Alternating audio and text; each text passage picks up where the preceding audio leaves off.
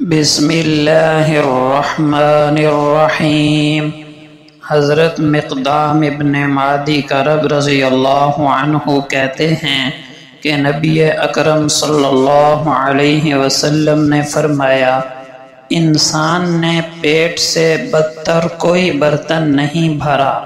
چنانچہ ابن آدم کے لیے کمر سیدھی کرنے کے لیے چند لقمے کافی ہیں،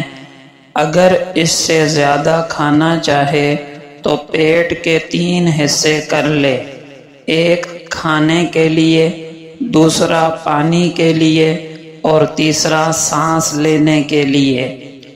ایک مرتبہ حضرت ابو جحیفہ رضی اللہ عنہ نے پیٹ بھر کر کھانا کھایا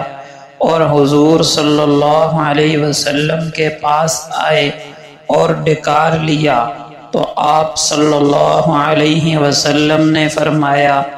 جو لوگ دنیا میں جس قدر پیٹ بھریں گے آخرت میں اس قدر بھوکے رہیں گے۔ اس کے بعد انہوں نے کبھی بھی پیٹ بھر کر کھانا نہیں کھایا، اگر دن کو کھا لیتے تو رات کو نہ کھاتے، اور اگر رات کو کھا لیتے تو دن کو نہ کھاتے۔